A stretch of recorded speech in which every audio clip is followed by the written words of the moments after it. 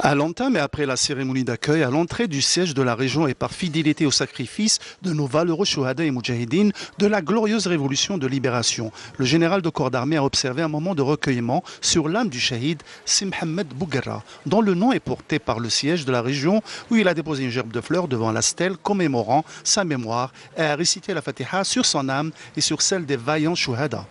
Ensuite, et en compagnie du général-major Ali Siden, commandant de la première région militaire, le général de corps d'armée a inauguré quelques infrastructures administratives, à l'instar de la salle polyvalente, pour rencontrer ensuite les cadres et les personnels de la région, où il a prononcé une allocution d'orientation diffusée via visioconférence à l'ensemble des unités de la région, à l'entame de laquelle il a mis l'accent sur l'importance des bénédictions de la sécurité et de la stabilité desquelles jouit notre pays.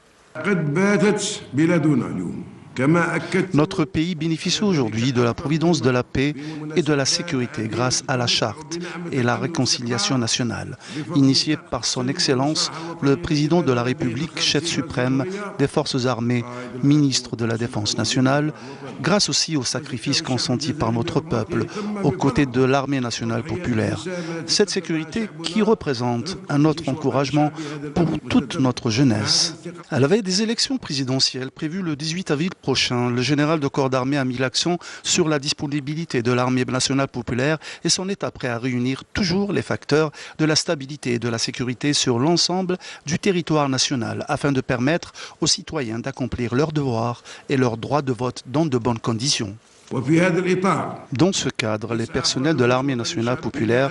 œuvrent en force à accomplir leurs devoirs nationaux envers leur patrie, à l'image du devoir de vote aux côtés de leurs frères concitoyens, selon les réglementations et les lois en vigueur, et ce, en dépit de quelques voix qui tiennent malheureusement à ces questions récurrentes relatives au vote des personnels de l'armée nationale populaire au sein des casernes.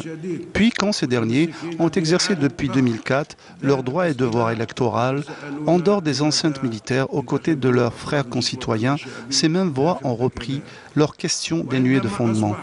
À ce propos, il est certain que la convocation du corps électoral par son Excellence, le président de la République pour le rendez-vous électoral du 18 avril prochain sera une autre opportunité à travers laquelle l'armée nationale populaire prouvera ses grandes capacités à sécuriser ce genre de grands scrutins nationaux. Nous prêtons serment à faire en sorte que les prochaines élections présidentielles se dérouleront grâce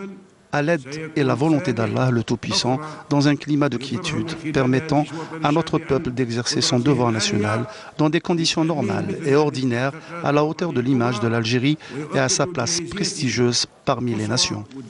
Le général de corps d'armée a tenu à rappeler encore une fois les missions de l'armée nationale populaire contenues clairement et explicitement dans l'article 28 de la Constitution.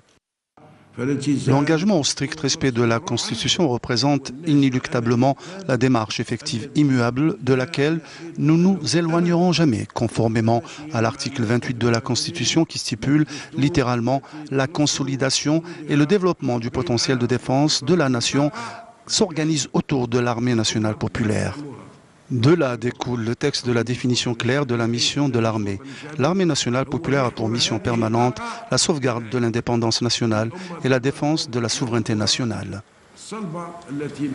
L'armée nationale populaire qui est donc chargée d'assurer la défense de l'unité et de l'intégrité territoriale du pays ainsi que la protection de son espace terrestre, de son espace aérien et des différentes zones de son domaine maritime. L'armée, conformément à ce texte constitutionnel explicite, est tenue d'exercer exclusivement dans ce cadre.